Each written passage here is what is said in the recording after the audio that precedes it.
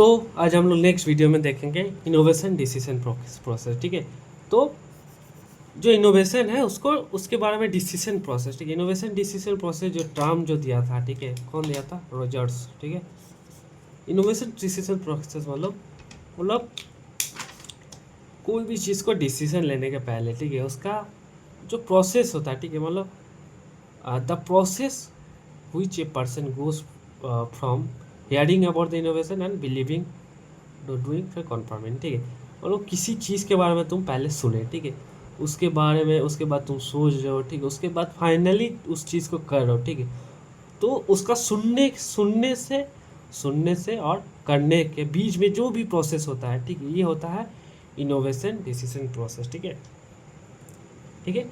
अब मान लो तुम एक ड्रिप इरिगेशन के बारे में सुना, ठीक है, तो तुम कल से तो उसकी यूज़ करने नहीं लग जाओगे, है ना।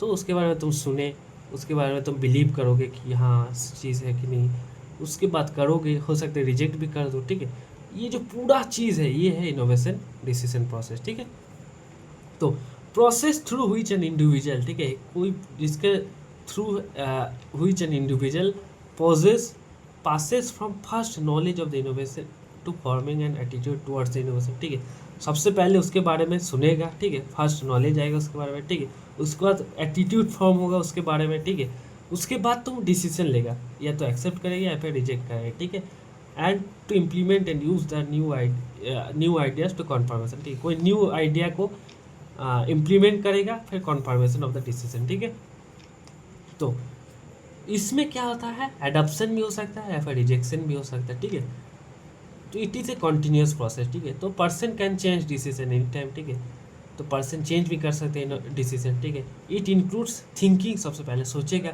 फिर एक्शन करेगा, ठीक, उसके बाद इवोल्यूशन करेगा। ठीक है, कि हाँ मैं सही किया कि नहीं। ठीक, तो एडॉप्शन से कैसे डिफरेंट है? ठीक है, एडॉप्शन मतलब कोई भी जो इनोवेशन है उसको तुम एडॉप्ट कर रहे हो, ठीक है, उसको तुम एक्सेप्ट कर रहे हो। ठीक है, लेकिन इनोवेशन डिसीजन प्रोसेस में तुम एडॉप्ट भी कर सकते हो, रिजेक्ट भी कर सकते हो। ठीक है, considering after effect of adoption. ठीक है, तो एडॉप्शन में जो इनोवेशन डिसीजन प्रोसेस में है, ठीक है, इसमें क्या है, एडॉप्शन के बाद आफ्टर इफेक्ट भी क्या हो रहा है उसको भी हम लोग कंसिडर करते हैं। ठीक है, अब इनोवेशन डिसीजन प्रोसेस जो है it fails to recognise elements of theories. ठीक है, जो थ्योरीज का एलिमेंट है उसको रिकॉग्नाइज करने में फेल होता है। ठीक है, अब एडॉप्शन जो है इंडिविजुअल डिसीजन प्रोसेस। ठीक है, मैं इसको एडॉप्ट करूँगा कि नहीं करूँगा मेरा पर्सनल है। ठीक है, इनोवेशन डिसीजन प्रोसेस जो है ये एक ब्रॉडर टर्म है। ठीक है, ब्रॉड टर्म है। ठीक है, अब इनोवेशन डिसीजन प्रोसेस कैसा होता है? ठीक है, उसका क्या मॉडल है? KP Dick model. ठीक है, केपी डिक मॉडल। ठीक है,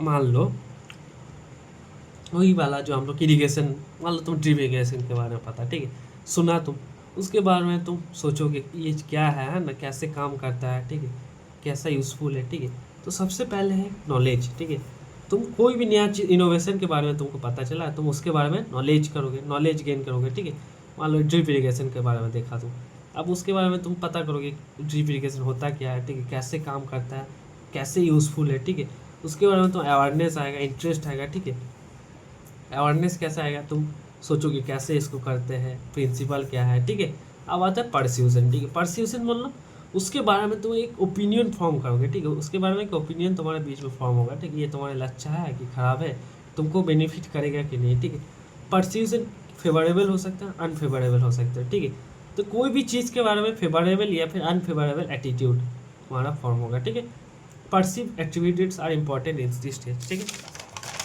अब आता है डिसीजन मतलब तो आप उसके बाद फाइनली डिसीजन लोगे। ठीक है, उस चीज़ को तुम अडॉप्ट करोगे कि रिजेक्ट करोगे। ठीक है, इनोवेशन को अडॉप्ट करोगे कि रिजेक्ट करोगे। ठीक है, दो टाइप का रिजेक्शन हो सकता है, एक्टिव रिजेक्शन या फिर पैसिव रिजेक्शन। ठीक है, एक्टिव रिजेक्शन मतलब तुम उस चीज़ की यूज़ किया, ठीक है, लेकिन तुमको पसंद नहीं आया तो रिजेक्ट कर दिया। ठीक है, पैसिव रिजेक्शन मतलब तुम उसको कभी यूज़ ही नहीं किया, ठीक है, पहले ही उसको रिजेक्ट कर दिया, पहले से ही तुम उसको इग्नोर करके रिजेक्ट कर दिया। ठीक है, अब चौथा स्टेप क्या है, इम्प्लीमेंटेशन। ठीक है, इम्प्लीमेंटेशन वाला मानो तो ड्रिप इरीगेशन के बारे में सुना तुम, उसके बाद उसको डिसीजन ले लिया कि मैं इसकी यूज़ करूँगा। ठीक है, उसके बाद इम्प्लीमेंटेशन मतलब जो नया वाला जो ड्रिप इरीगेशन मेथड है उसको तुम यूज़ करने लग गए। ठीक है, इसको इम्प्लीमेंटेशन कर दिया। ठीक है, तो अब उसका बिहेवियरल जो ओवर्ट बिहेवियरल चेंज, ओवर्ट मतलब विजिबल, ठीक है, तो उसका बिहेवियर में चेंज दिख रहा है, ठीक है।